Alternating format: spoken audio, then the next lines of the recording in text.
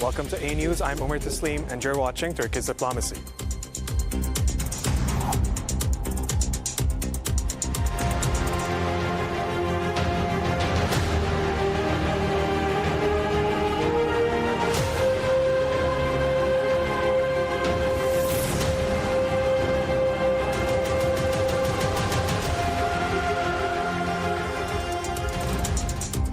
Global diplomacy is being tested on multiple fronts, from tense phone calls between rivals to growing unrest in critical regions. On today's episode, I'll be joined by political analyst Dr. Abdunur Toumi and Anews editor Mustafa Kocakinar to break it all down as we take a closer look at what's unfolding behind the headlines.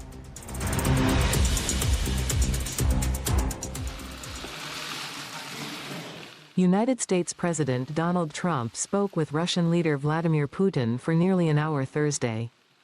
This came days after the United States announced it would pause some weapons and ammunition shipments to Ukraine. Trump raised the idea of an immediate ceasefire between Russia and Ukraine during the conversation. However, Putin responded that he remained focused on a political resolution to the conflict through negotiations and insisted Russia would continue pursuing its objectives in Ukraine. We had a call. It was a pretty long call. We talked about a lot of things, including Iran. And we also talked about, as you know, the war with Ukraine. And I'm not happy about that. I'm not happy. The call came shortly after U.S. Defense Secretary Pete Hegseth ordered a halt to certain missile and ammunition deliveries to Ukraine. The suspension of aid has fueled fresh concerns among critics of Trump's Ukraine policy, who question his long-term commitment to supporting Kyiv as it fights off Russia's war, now in its fourth year. Yeah, I'm very disappointed with the conversation I had today with President Putin, because I don't think he's there. I don't think he's there. And I'm very disappointed.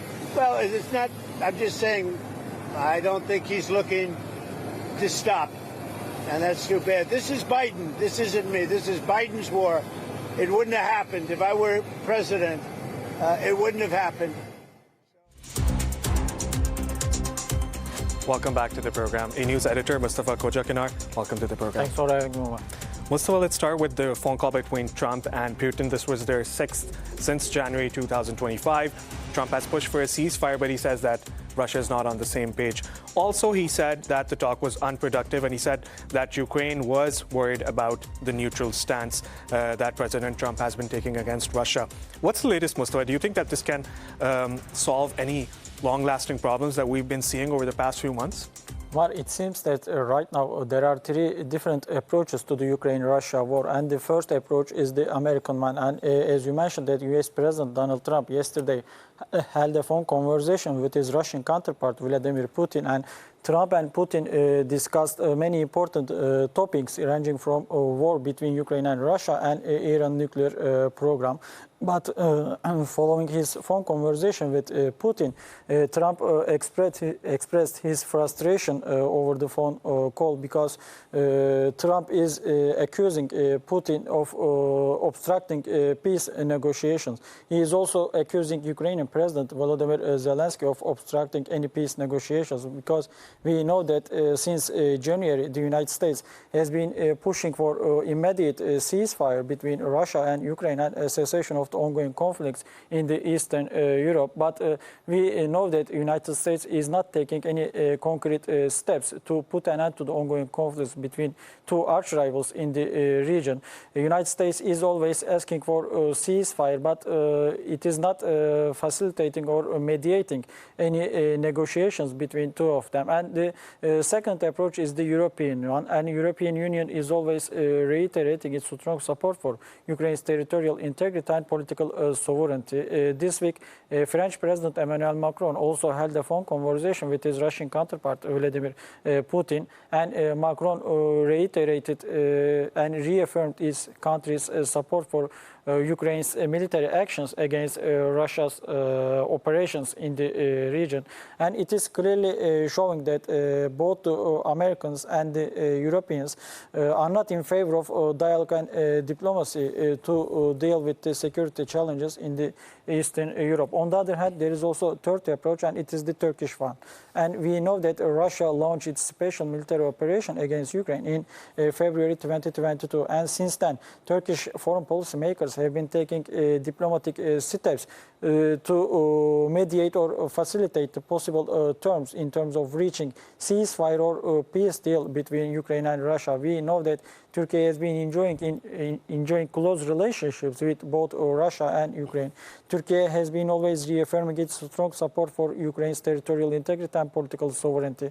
Turkey also doesn't recognize the illegal annexation of Crimea by the Russian Federation, but Turkey is claiming that all warring sides should sit at the same negotiating table to exchange views on the terms for ceasefire or peace deal. We know that Istanbul hosted several rounds of peace negotiations between Ukrainian and Russian delegations, but Turkish President Recep Tayyip Erdogan has been always calling for leader-to-leader diplomacy to address the security challenges in the region. Turkey is trying to bring both Zelensky, Trump and Putin together in Ankara or Istanbul to discuss the terms for ceasefire deal. I think that the international community, Western nations in particular, will be supposed to take Turkey's security demands into the consideration if they want to see long-standing peace and security and sustainable tranquility in Eastern Europe.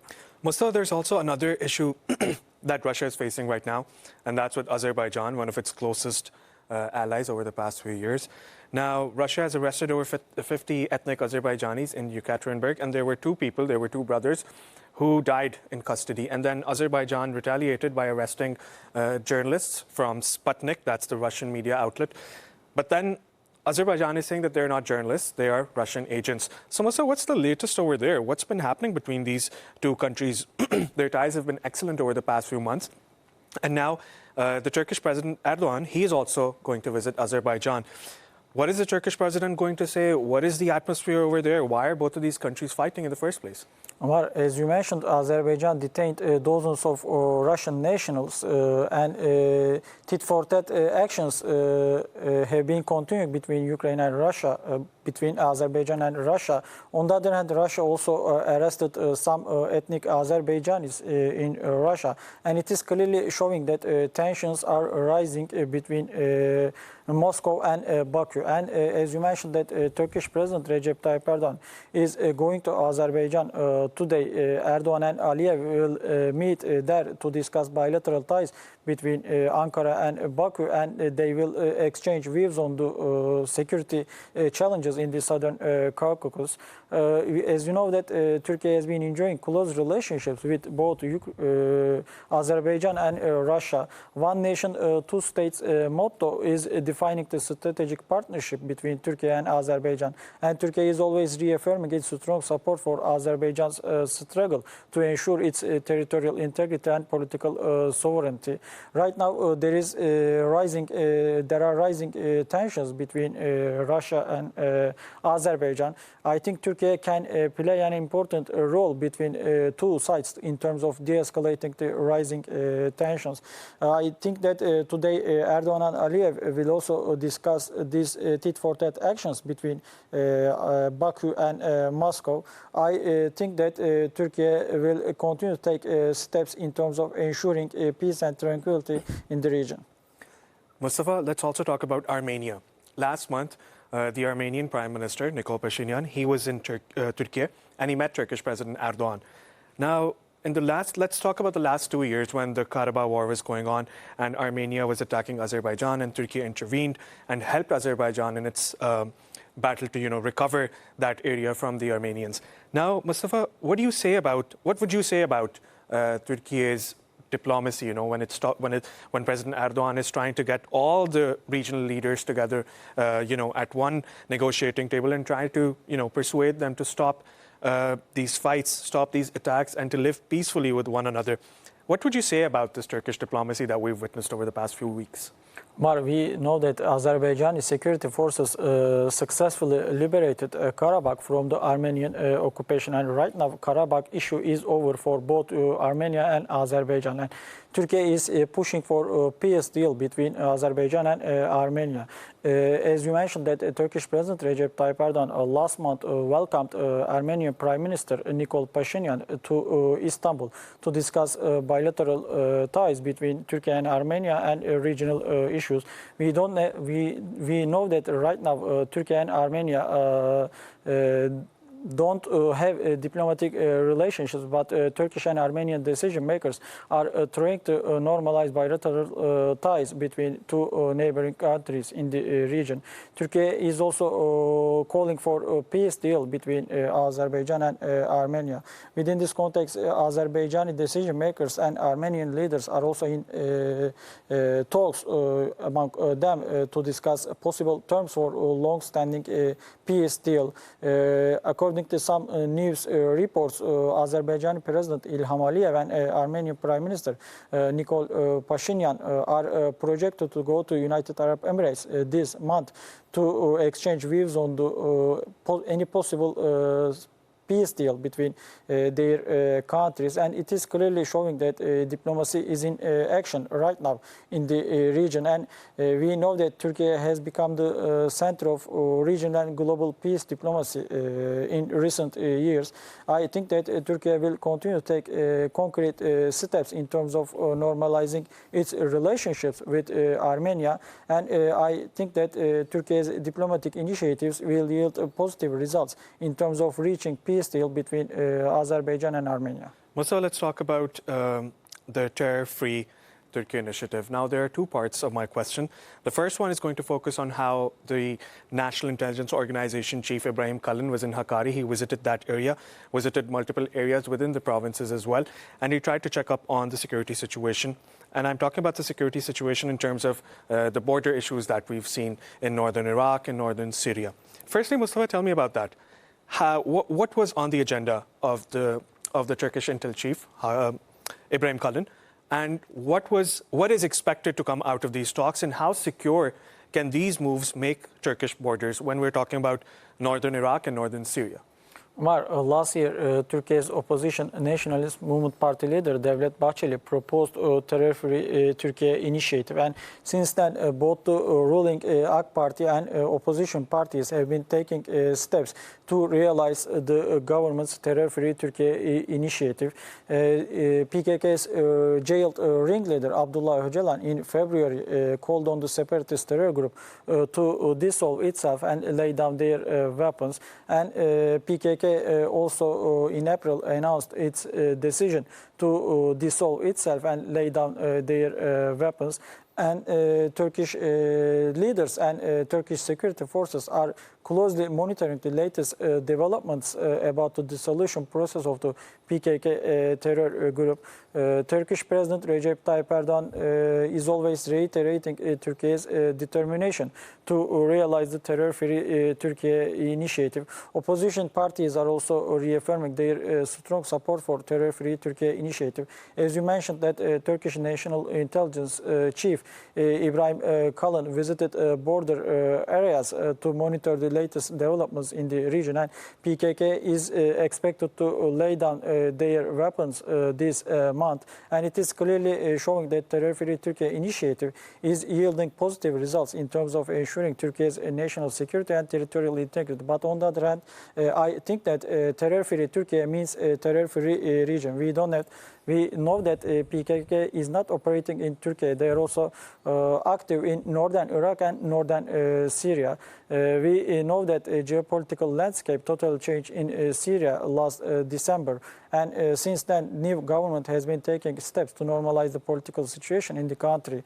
And in March, new government in Damascus and PKK, PYD-YPG dominated STF reached a deal, and Syrian security forces have been taking control over the northern part of the country. Turkey is also expecting concrete steps from PKK's Syrian offshoot PYD-YPG to dissolve itself and lay down their weapons. Turkey is always calling for cooperation among Ankara, Baghdad, and Damascus to ensure peace and stability in the region, I think that a terror-free Turkey initiative will continue to yield positive results in terms of bringing long-standing and sustainable peace and security to the Middle East. Mustafa, do you think that laying down these weapons would only be symbolic, or do you think that it would hold actual value? Because a week ago, there were reports that on July 3rd, the PKK will start laying down its arms in the city of Suleimania in Iraq.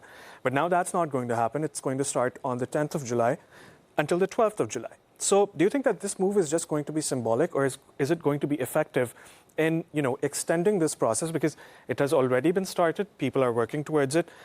Them party leaders who are politically associated with the PKK, they have been meeting Abdullah Öcalan, who is the ringleader of this terrorist organization. And also, them party leaders are also expected to meet President Erdogan, CHP leader Özgür Özel, and Devlet Bahçeli as well in the coming few days. Do you think that this is only going to be symbolic, or there is going to be value after the PKK starts laying down its arms? Umar, we know that Turkish security forces totally eliminated the PKK terror threats within the country's borders. On the other hand, Turkey is conducting cross-border operations in northern Iraq to obliterate PKK terror group. I think that PKK's laydown maybe will be symbolic, but it will also yield positive results in terms of bringing stability to the region. As you know, Turkey also conducted several counter-terrorism operations in northern Syria to ensure Turkey's long-standing political sovereignty and territorial integrity. And right now, as we mentioned, that Turkish security forces have been closely monitoring the developments about the dissolution of the PKK terror group. Turkey is expecting concrete steps from the PKK terror group to dissolve itself and lay down their weapons, and they are preparing to lay down their weapons this month.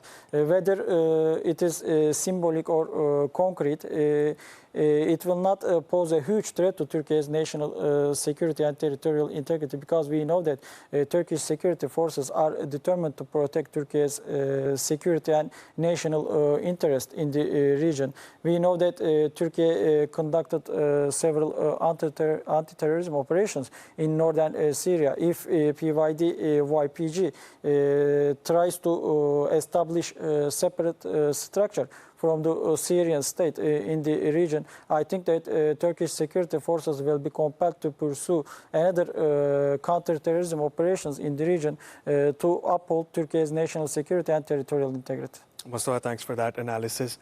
Now let's take a look at this news report, and we'll be right back.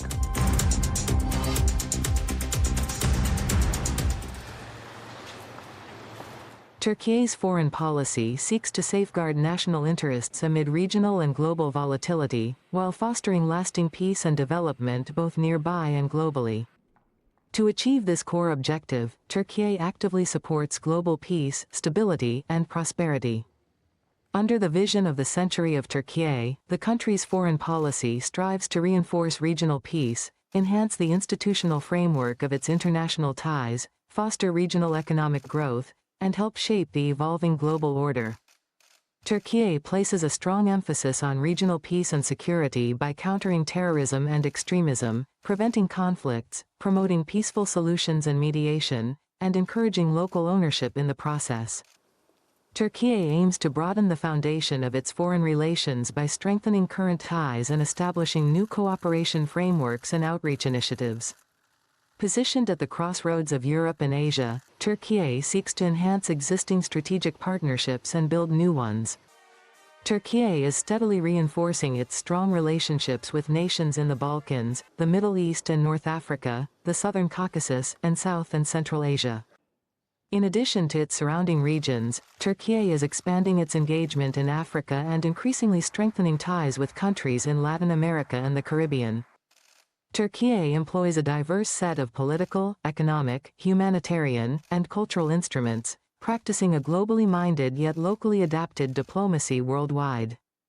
A strong and resilient Turkey is increasingly recognized as a pillar of peace and stability across its surrounding regions, playing a vital role in advancing development, security, and cooperation on a broader scale.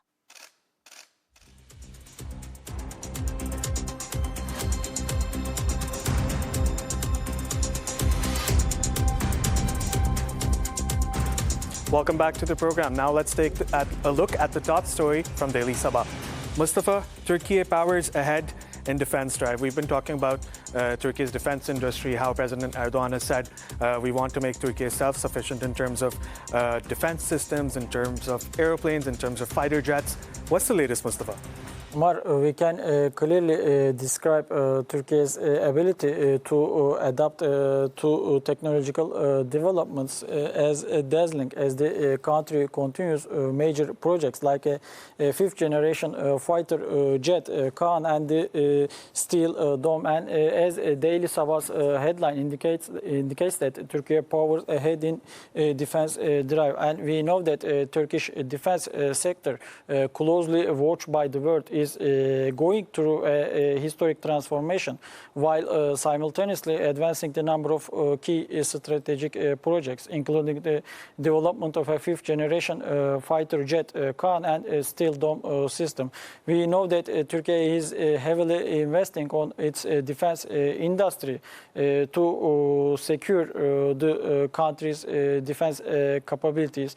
We know that Turkey is one of the most important countries in terms of exporting drone systems. Turkey's Bayraktar drones are generally praised by the Western countries and Eastern countries in terms of ensuring the country's national security and defense capabilities. We know that Turkey also reached an agreement with Indonesia over the fifth generation fighter jet Kaan. Turkey will also start to export Kaan fighter jets to other countries, and it is clearly showing that Turkey is taking right steps in terms of ensuring its national security and territorial integrity. In Turkish, there is a well-known proverb, it is a bad neighbor makes you homeowner. We know that Turkey was asking defense systems from its Western allies in terms of addressing security challenges coming from Syria. But Spain, Western countries turned a blind eye to Turkey's security demands. And since then, Turkish decision makers have been taking important steps to increase Turkey's independence in the national defense industry. And I think that Turkey will continue to take new steps to produce fifth generation Kaan fighter jets and to ensure Steel Dome system across the country. Mustafa, just recently, Bayraktar signed a deal with Piaggio Aerospace and they bought the Italian firm. Turkey has the second largest army in NATO. And moreover, like you mentioned, it signed deals with Indonesia, with Pakistan. It has been exporting drones to Ukraine and Poland as well.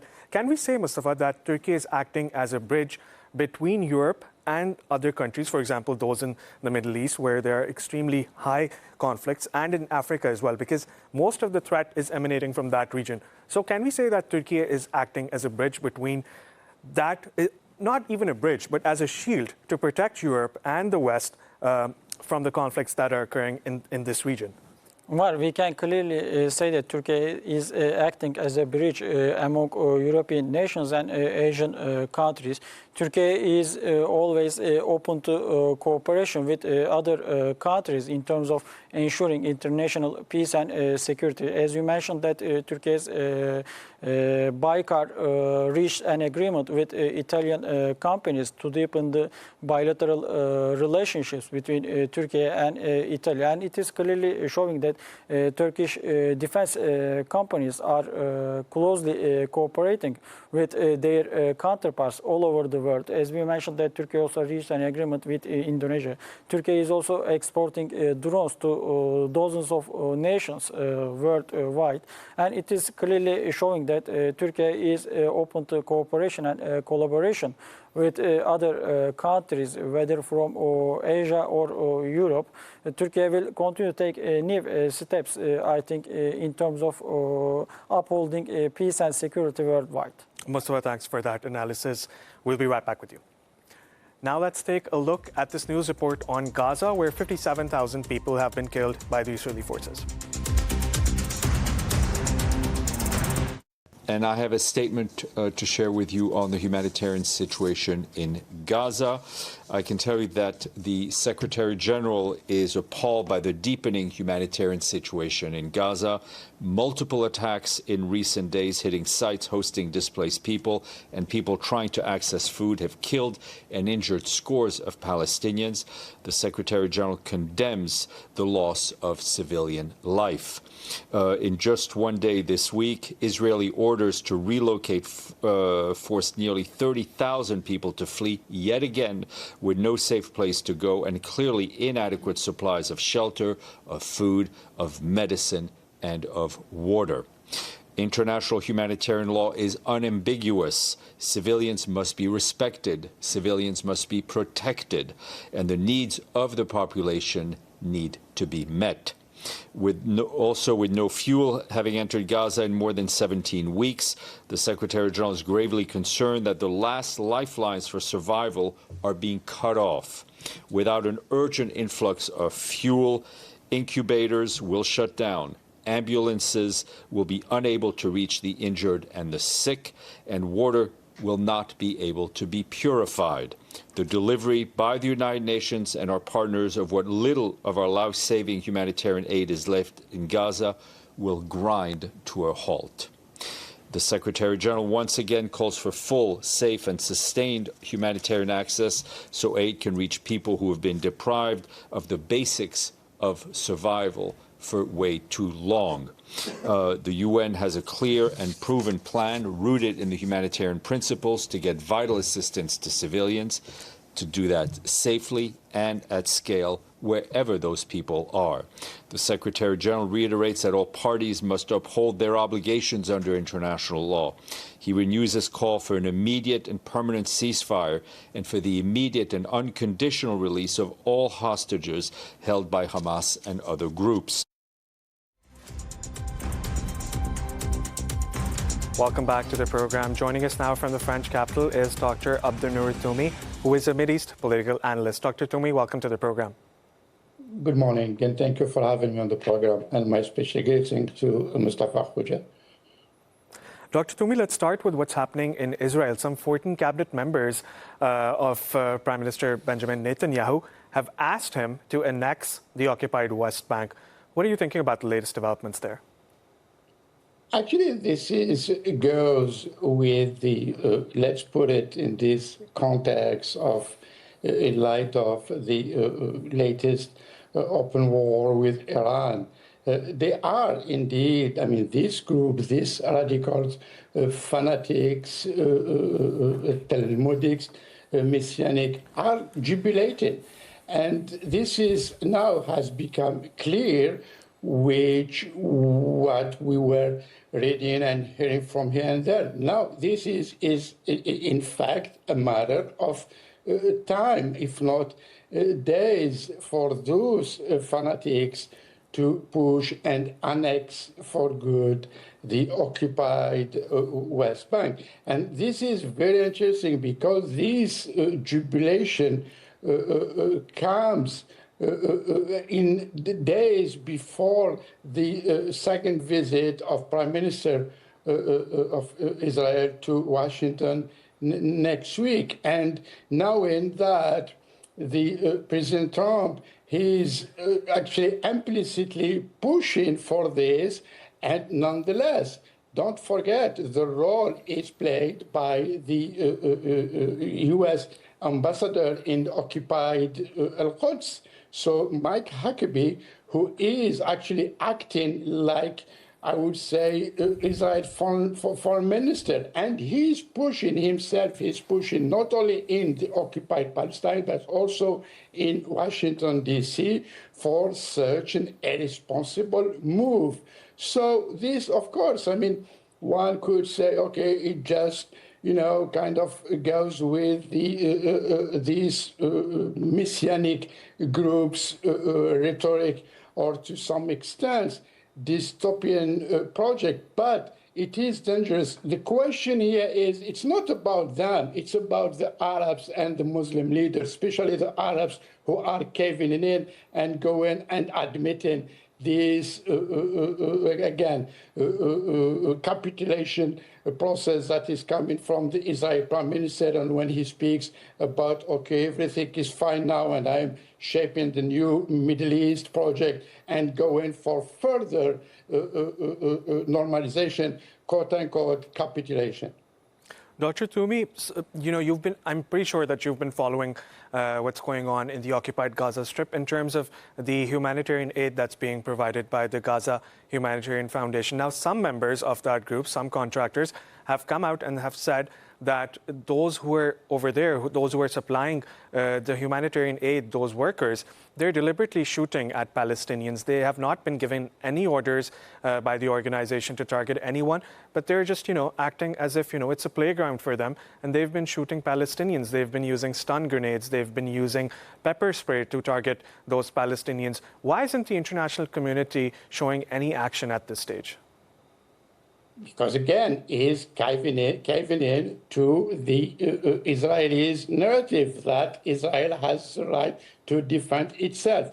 After 20 months of carnage and all what we are watching right now on your program, how Gaza is literally obliterated, like the Prime Minister of Israel has said, and his former defense minister, to go in Gaza and obliterated. So they are still, again, I don't know if they are incapable to just enhance the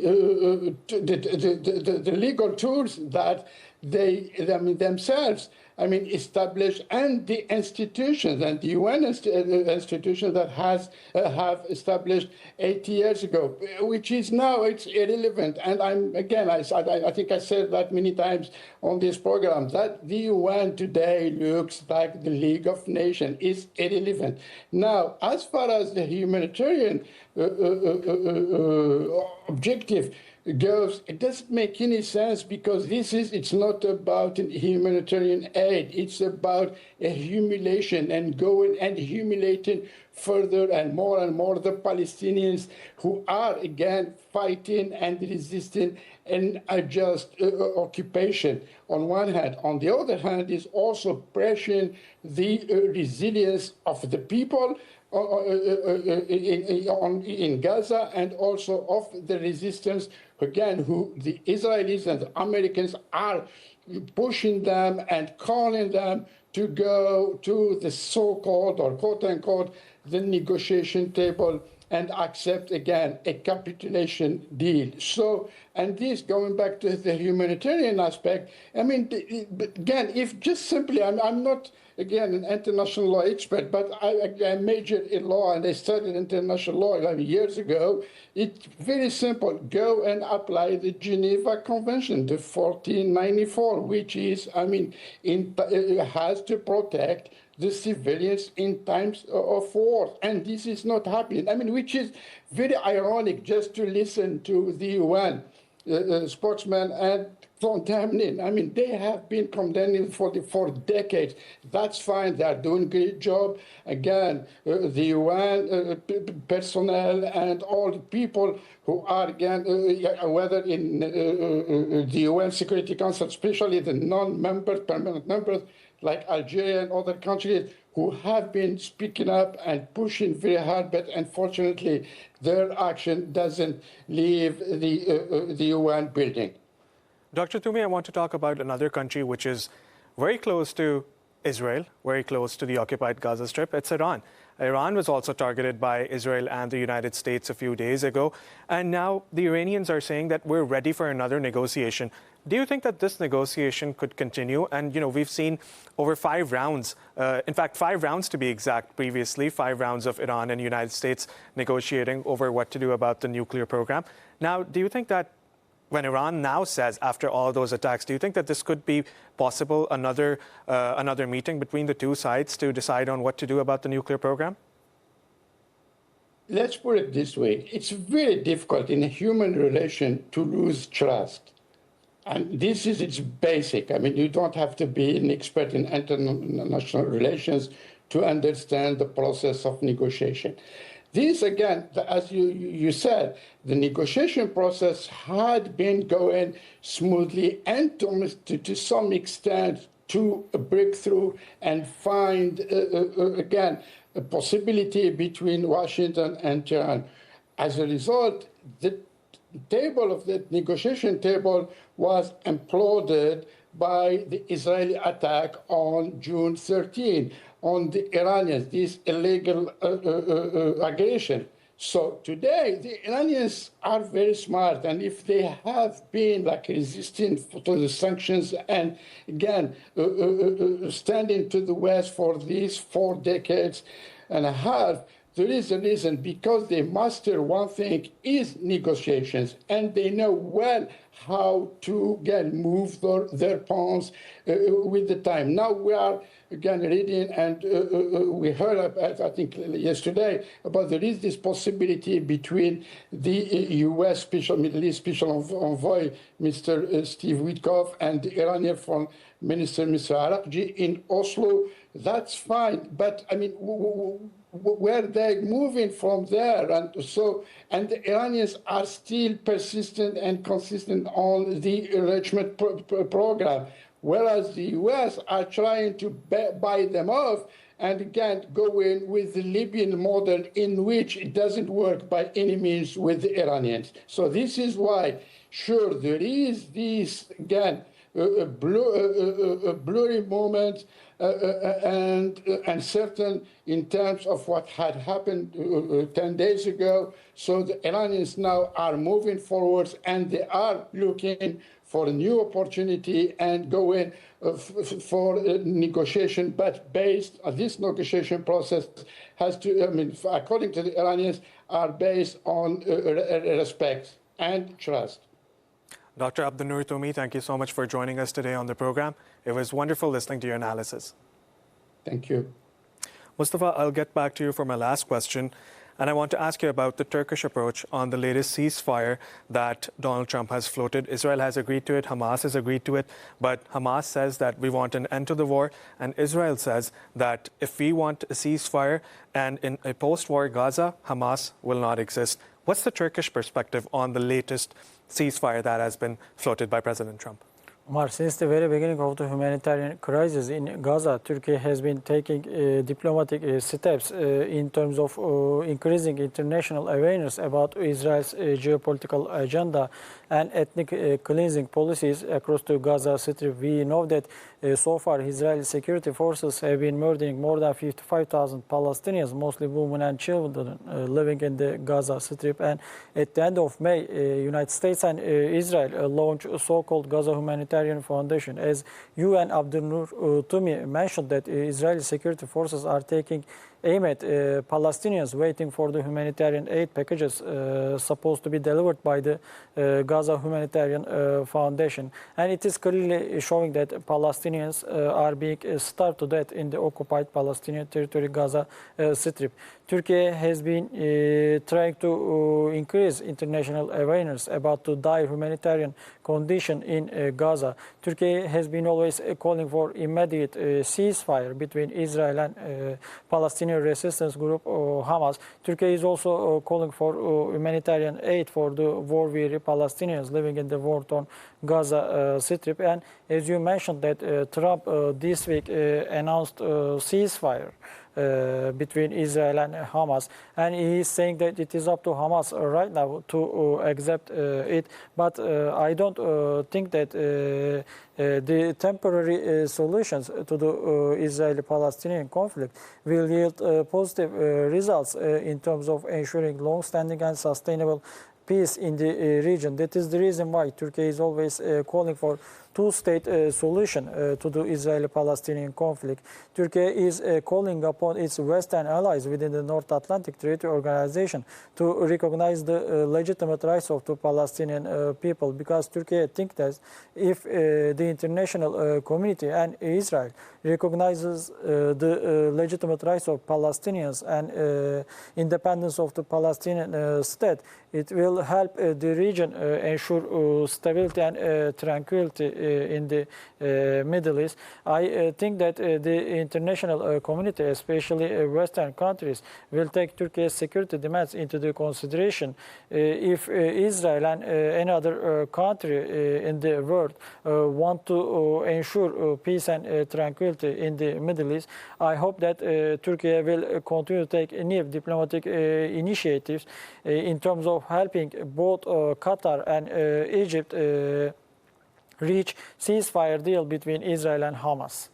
Mustafa, it was a pleasure having you on the program. Thank you for your analysis. You are welcome, Var. That brings us to the end of our program. Thanks for joining us. Bye for now.